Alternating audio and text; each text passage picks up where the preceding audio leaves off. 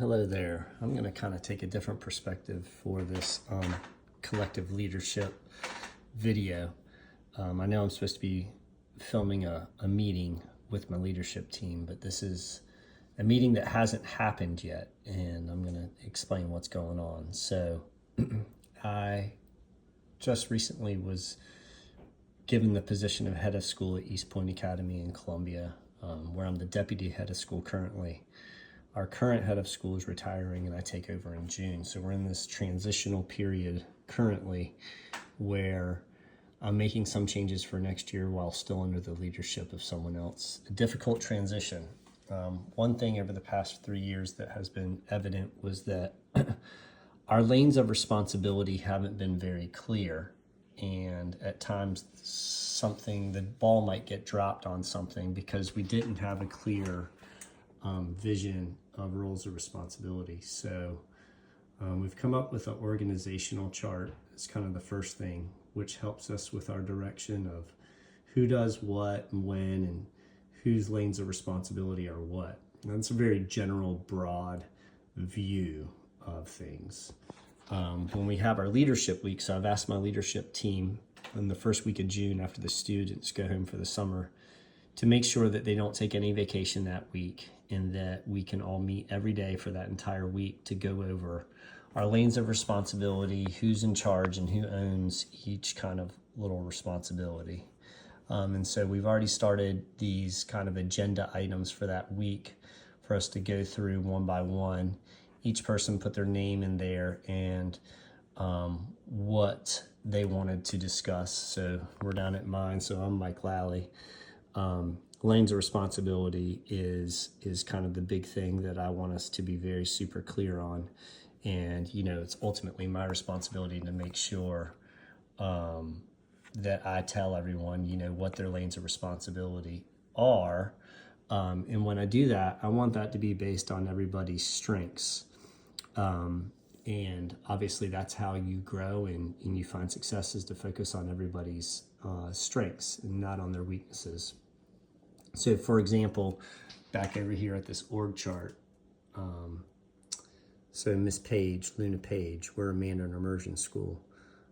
She's going to be over, it says programs and immersion, but it's really going to be finance and immersion. A big part of what we do in the charter world is we have to manage our own finances, which is a ton of work. So Miss Page, or Luna, is really good with finance, and so she's going to be over finance, and that plays to her strengths, and that'll be a title change for her next year. Now, also another change we made was our head of human resources, Miss Miller. Before, she was right here, kind of underneath the head of school, which created a conflict of interest. If anyone wanted to file a grievance, they would have to first go to the head of school and then to HR. Well, if the grievance was against the head of school, there would probably be a fear factor of repercussions instead of going straight to HR. Now they'll go straight to HR, and then HR will report to our board of directors. And so that also should kind of help with morale and make everybody kind of feel safe in our work environment. So as far as everyone's strengths and responsibilities, one of my passions as a career educator is curriculum and instruction. And so, you know, in a lot of schools, the head of school or the principal typically doesn't have too much of a hand in that, but I want to. That's what I enjoy. It's what I'm passionate about, and I think I have a lot to offer in that area. So that's one thing that I will definitely be doing as we move into the future. I did spend a year at our school at East Point as the chief of academics, or the chief academic officer, and I look forward to getting my hands back into that. Now we have a new person on our administrative team. Mr. Allman used to be our literacy coach, and now he's coming on as assistant principal. He's very good at a lot of the task-oriented things. So things like state testing, SC Lead and ADEPT, assessing speech and language pathology, and also helping with our RTI or MTSSS program as far as scheduling, getting those teachers trained, and getting our curriculum in, as well as textbook adoption. So that's just a few ideas on how we're going to play to our strengths as a leadership team.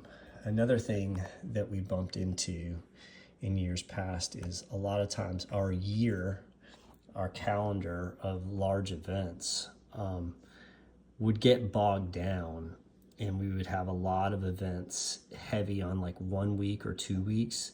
And as an administrative team, it would be exhausting. So we took this year's events calendar and we looked at all the dates and events that we have to have for a year, and we made sure that we spread them out so that we weren't heavy in one area. This helps really kind of keep everyone fresh. It gave lots of people opinions on when we should do certain events.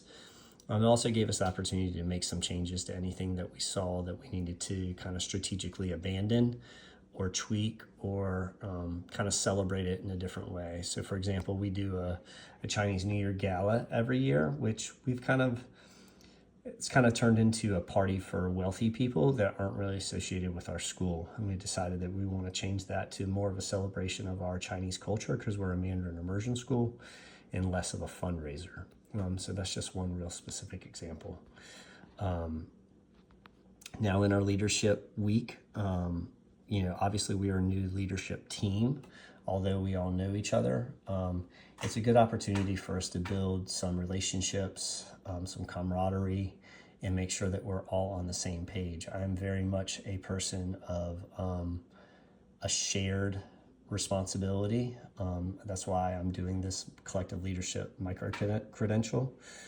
I tried to go to the Department of Education collective leadership PD as a leadership team, but they only accept so many schools and we weren't accepted. Anyway, hopefully we will in the future.